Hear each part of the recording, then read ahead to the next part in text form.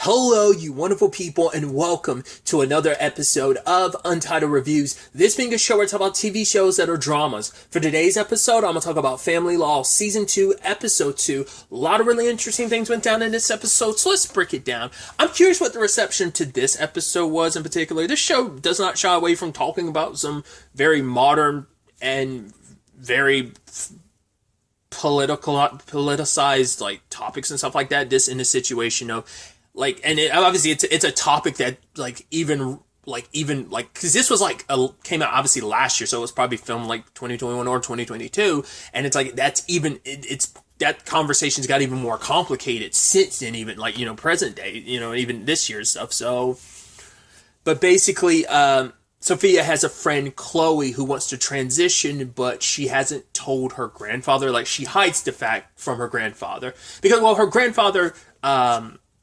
Richard, had a son who was married to Chloe's other dad, Leslie, but now that Chloe's other dad, Leslie's husband, is gone, and the guardianship kind of goes not only to Leslie but also Richard. It complicates things because they both want different things, because Leslie wants Chloe to be able to have her decision of, yes, she wants to transition all the way to a girl, and her grandfather is very staunch against it, and it turns into this complicated thing. And I think the show did a really good job of playing both sides of it, showing you both perspectives of it. Is a thing of, yes, Chloe's grandfather loves her, but it is the thing of he's stuck in his ways, and he's worried and he's concerned, and it's just that worry and concern kind of can be alienating at times, and I don't think he quite realizes that, because what does he do constantly? And also the lawyer's kind of crappy for doing this too, constantly dead naming Chloe. It's right, I want to be Chloe, but you keep calling me Cole. You're making a point of and even the judge would be right, this is a place of we're going to respect her pronouns and her because it just comes off dickish, which even that I'm sure is going to be a conversation, because it's I won't know if I'd call that a legal thing. It's purely I wouldn't call it illegal, because I was about to say, I know some people would have an issue if it's you're legally supposed to call someone by their pronouns or suffer some ramification, but I'm I think it's just no, we're going to have some proper decorum here, and you're going to properly address someone by their name and their pronoun, because they are humans and they deserve those rights to be recognized. And she even says it later on, the more you deny, the more you do something like this, the more you're denying someone's existence. There are people who will, because it's right, you can make the argument for Chloe's grandfather, right, it's all new, because even, Joanna had talked about hey, I'm, didn't know what non-binary meant, but I'm learning and trying to figure things out. It's right, it is a new thing for a lot of people, so it's hard to get that right. People make mistakes. You're entitled to make mistakes. The difference between it was a pure mistake versus being malicious and intentional, and there are people who will misgender someone just for the purposes of because I know, not I personally know, but I view people on the internet who will expressly be oh, this boy, they will lean into it and even go yes, I said he, they make a point of it, which to me is just disrespectful and dehumanizing someone, not respecting them enough to recognize how they want to be identified. Like I said, I think at least in Chloe's grandfather's case, it's just you see where it comes from. It comes from love and concern, but it is also that, but the lawyer's kind of a different thing. She's kind of pushing her perspective. Like I said, it's a complicated thing, because, but Chloe's known for years that who she wanted to be, and now it's right, the complications that come with right, she was at school, people made fun of her and harassed her and bullied her for showing at school, seeing her as a boy wearing a dress. But at this new school where she's at with Sophia, it's I got to be me, I got to be my true self without anyone judging me. And it's why is it so hard just to want to be me, without that being such an issue, that I can't fully embrace myself and being scared of fully embracing myself? Then I have my grandfather, my dad going back and forth. It's like, I love them both. I just, and I got my father's support. I just wish I had my grandfather's support.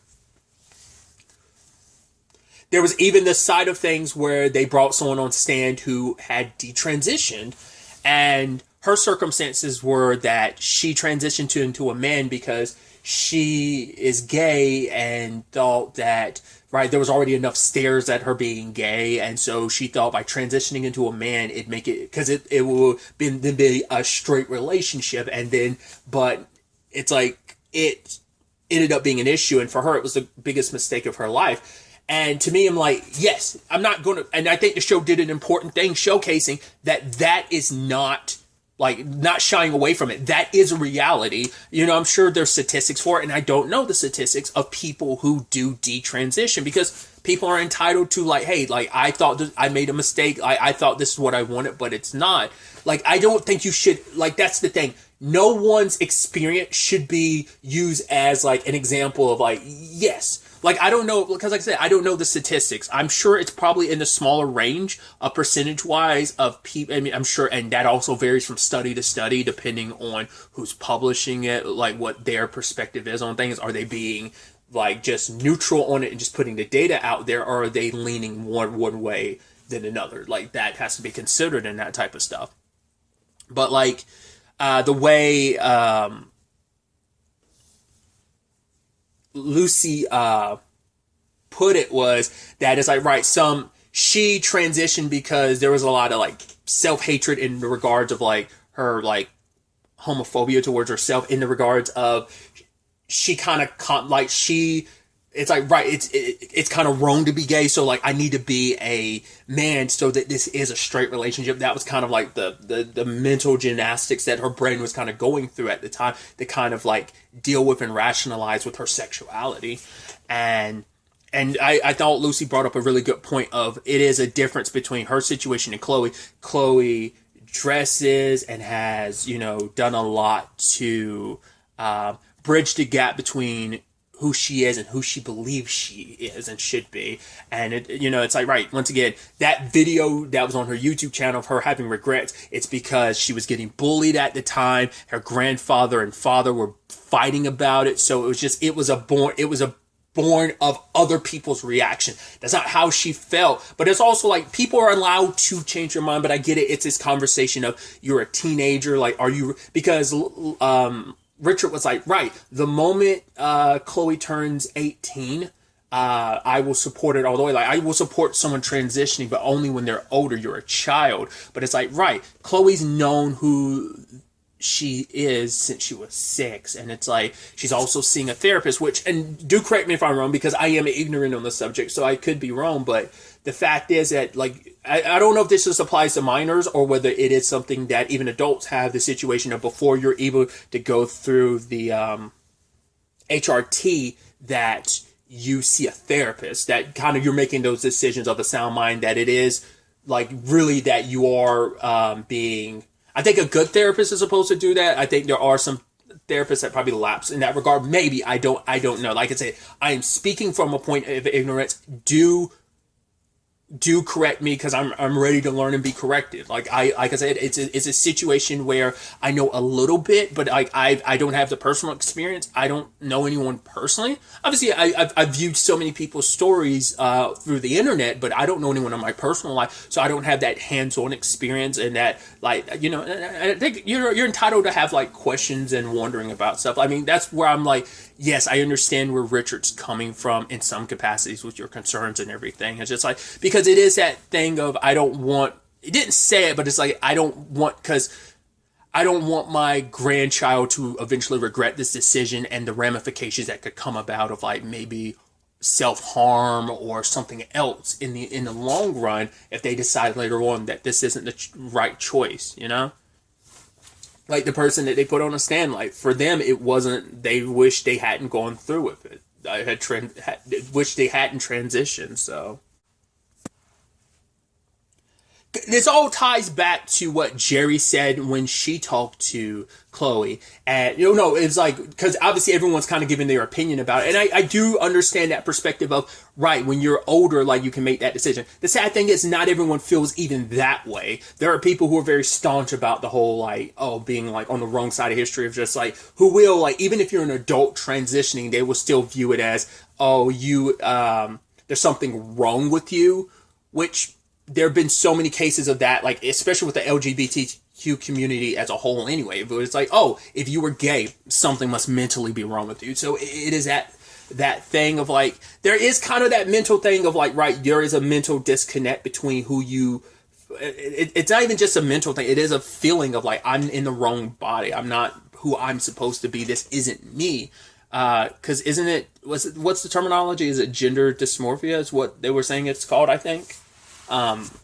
So it is that thing of, like, I guess it technically I don't see it as a mental thing, but maybe it is clinically described as having a mental, like I said, disconnect between the mind, like kind of the mind and heart versus the body, type of situation. But either way, like, but like I said, I get that perspective, but like, age, wait till you're older, but I also see someone else's where it's like, but even adults still have to deal with that stigma and complication from people being like, you're wrong for transitioning, and still, like, dead naming them and misgendering them on purpose to make a point. But getting back to it, Cecil was like, you have a very unique perspective on this, Jerry, which everyone kind of got quiet because it's like, Cecil, like, you have, like, no chill, bro. You just kind of steamrolled ahead with that. You were just super blunt. But Jerry said a very poignant thing, and that is, I can only talk about my experience, because from Jerry's perspective, it's like, I was in a time where it's like, there was no word to describe how I felt about myself, what I was feeling. And if I tried to do what Chloe's doing back then, it would have involved electroshock therapy, because they would have thought, there was something wrong with me. I had a mental illness, it's that type of situation. And so it's like, at the end of the day, Chloe knows what it feels like, and listen to her is what was kind of, Jerry's point. And that's kind of my point I was making too, that you can't use, like, yes, there's statistics and stuff like that, but it also varies from individual to individual about, because only they know what they're feeling. Because I can never, like, understand that feeling. Like, yes, I have, like, I know what it's like having issues with yourself, but I don't equate my circumstances to someone else's. Like, someone feeling like, I was born in the wrong body. My circumstances stem from a very, very deep self-esteem issues.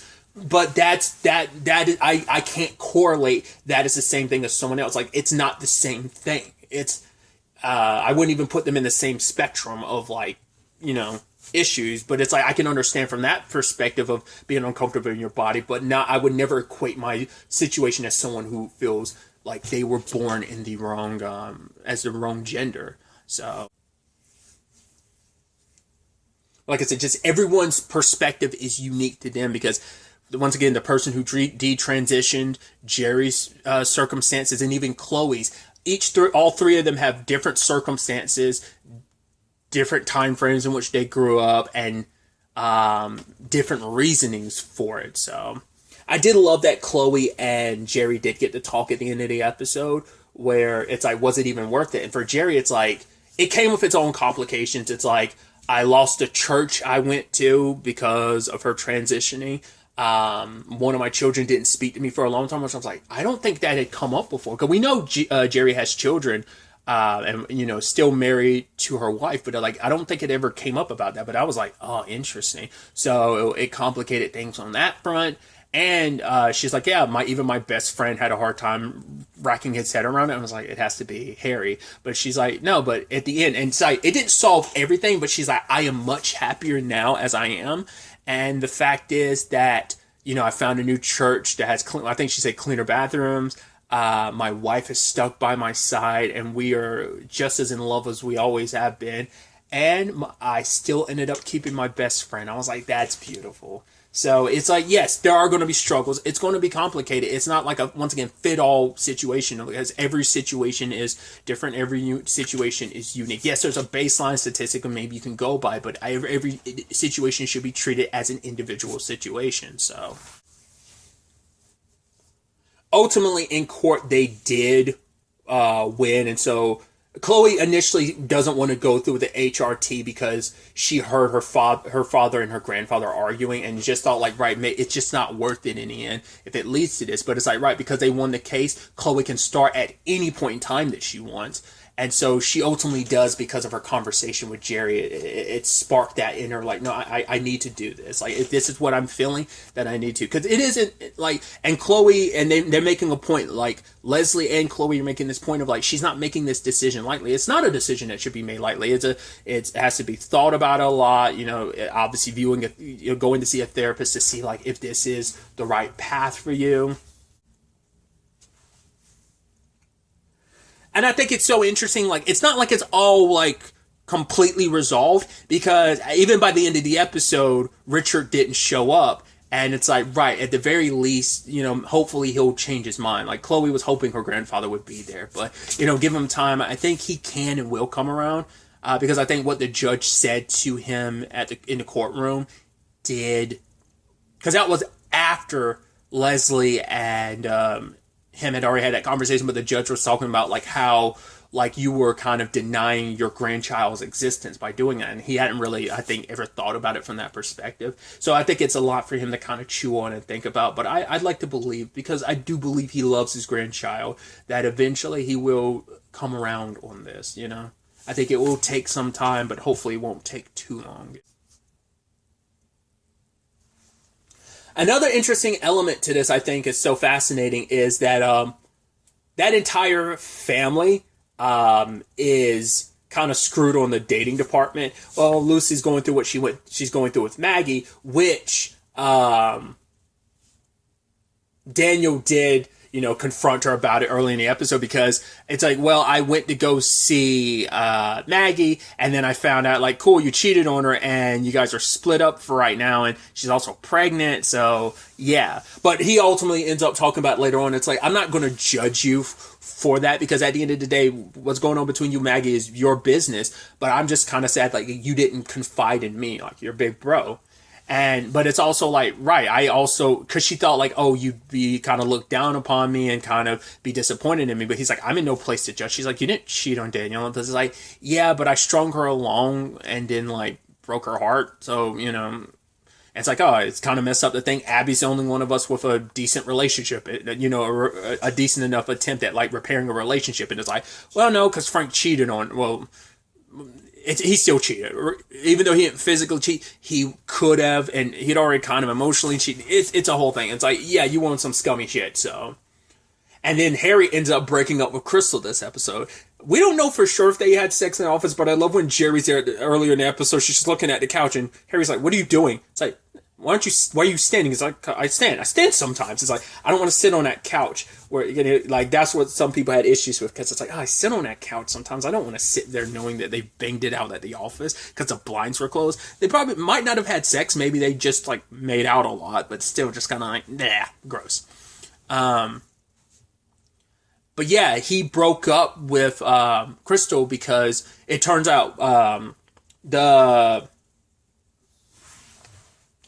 those signs and stuff like that. Once again, that whole like leave our kids alone, protect our kids mentality. You saw those signs when Chloe was kind of outed, like her circumstances at the school, and it wasn't even the lawyer. She you know she was going to meet with some people like that, but not out Chloe's circumstances, and it wasn't the grandfather. It turns out it was Crystal, because during Pillow Talk, Harry brought it up, because the network that was there doing all that, being like, oh, how could you do this? Isn't this a form of child abuse? It's like, oh, God.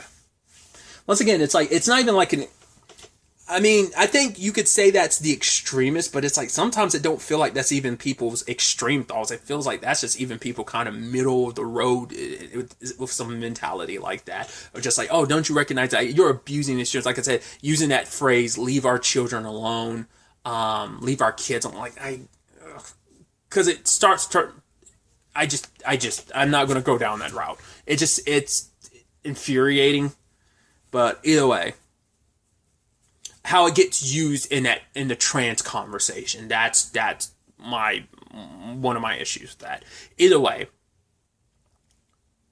But and Harry was like, no, Crystal wouldn't do that. But it's like, yeah, can you honestly say that? So he talks to her, and it's like, because Cecil has like, I think someone that has family that works there. So he heard about like, oh, the rumors, like, about like, oh, some of the stories. So Crystal did bring this story. And for him, it's like, because she's like, oh, like you have an issue with what stories I cover and what I do. It's like, my audience, so they would have ate up a story like this. So it's not necessarily, it doesn't come down to my personal beliefs, but it's like, this is the story I'm running with because my audience, chews up something like this. Once again, it's just like, the fact is what you're willing to do and say, even if you don't believe it, like what you're willing to say just for clicks and views and stuff like that. It's just annoying. But for Harry, it's like, it's a betrayal. Like, the fact is that, yes, our issues beforehand, like, right, you've done something, but it's like, that's one thing. This was something told in confidence that you went behind my back and did. It's like, I already sacrificed business opportunities, friends, and even family. But I kind of put all that aside, just like, all right, to date you. But now it's like, right, you've crossed this line for me. Like, it was already kind of something that was already an issue where it's like, right, my family doesn't like you, and understandably so. But now it's like, he kind of buried the lead when he was like, right, I did it for my family's sake. It's like, you kind of did it for you, but it's like, it was already cracking, and she finally like pushed you over the edge, and it's like, sadly, it ended that way. So none of them have a really good relationship right now. Maybe Abby's in a better position because, well, her and Frank are talking, and Frank's talking about going to couples therapy. So we'll see how things kind of play out on that front. Because obviously Sophia is giving him the cold shoulder the entire episode. That even leads to, it is that thing of, hey, you should go, talk to your dad. But Sophia's like, no, I'm not going to do that. And even Lucy's like, yeah, but you're not pushing against her going to see her father, but you're not really pushing for her to see her father. It's that complicated thing of like, right, Abby already has her own feelings to figure out, so now she has to also, account for her daughter's feelings too. Of like, me and Frank's situation is different. Frank and Sophia's relationship, it's its own thing too. So that's where it's like, I have to put my feelings aside and our circumstances aside to do what's best for our daughter. And so when she's like, hey, you should go see your dad, it's like, right, you're a kid, you don't know what you're doing. It's like, yeah, but you're fighting for Chloe's rights. Why can't you respect my rights to make this decision? So that ends up being the kind of complicated rub of it all. I even love that Joanna was trying to get Abby to it's like, hey, you need to try to get Sophia more on your side now, so it makes it easier later on, like in a potential custody situation, to swing it a little more in your favor. So, but obviously it's like, Abby's not really thinking about that. It's like, right, there's a lot to figure out, but that's not really here at the moment. But he, like I said, Frank does want to work on things, so he kind of compromises a little. It's like, right, she doesn't want to reach out to me, but Nico misses his sister, so sends him over there to kind of have dinner with all of them. And, so and Frank had reached out with flowers and stuff, so it hasn't, we'll see what ends up happening on our front, whether they can move past this or not. And once again, that's a conversation that also varies from couple to couple. We also got a little bit this episode because obviously the class action lawsuit, because they brought it up in a preview, the class action lawsuit against the actor who played Donnie. Obviously the season 1 finale, that storyline with Nina and the doctor who like procreated so many kids. That whole situation, like, there's still like that settlement. It's going to be like 15 mil or something like that. So I don't know if that's going to continue to be like a background storyline that continues to like, or will it culminate in one particular episode, or will it kind of end off the season just like it did in the first season? I'm curious to see how they end up structuring that. But at the end of the day, Sophia is willing to go back to her dad's place, like go back to the original arrangement of like, right, 1 week here, 1 week there. But it does seem like, once again, every time there's one step forward, there's always two steps back. But it does feel like for the first time in a while, Sophia and Abby are moving in the right direction and things are good. And so I think especially after everything with Chloe too, this episode, I think, like, especially when she went to school and Sophia set up the whole thing of all of the people at school being there to celebrate her and let her know, like, hey, we're here for you, we love you, we support you. So especially it can't, sadly her situation was put on blast. She didn't get to like tell people about it. Like people had to find out like that, in such a public manner, when it's like, right, you have like, it's not even just like other kids, which is bad enough. You have other parents shoving their beliefs down their throat, like, oh, like your parents are wrong. They're sick and disgusting for letting you like that's, it's like your parents should be ashamed. They're abusing you, like, and making it seem like you're wrong to feel the way you feel. At your age is kind of what that pressure and all that stuff is kind of being pushed down on her. So, but like I said, it didn't completely get resolved because there's still the Richard of it all. But I do believe he will come around, and Chloe's happy, and she's on HRT now. So I also love that it's like, okay, the kids are all kind of like, well, we normally would celebrate, Crystal and Harry breaking up, because it's like, right, it's what they all wanted, but they actually feel kind of bad because of how sad he is. It doesn't feel right to be celebrating. And here comes Jerry, so excited. It's like, oh my god, the skies have never looked clearer. And it's like, I think it's almost that thing of like, yeah, my best friend is with a shitty person, and now he's broken up that shitty person. It's like, good, I can finally breathe again. I don't have to worry about sitting on that couch where they are potentially having sex. It's also because it's like, once again, it's like, I can push aside that, which is gross or whatever, but it's like more so about like, man, he picked a terrible person to date, is what, I'm sure that's what that really comes down to for Jerry. I wonder if it's the last we'll see of Crystal. I doubt it. She might kind of pop up here and there. I'm sure it's going to complicate things. I mean, that might even be a major through line to this season of their breakup and the complications that come from it. Like her continuing down the rabbit hole she is of like, okay, I'm feeding this beast that is my audience and stuff that I don't believe. So, I don't know. We'll see if there's going to be more Crystal. I feel like there's set up for there to be more, but we'll see if that ends up being the case or not.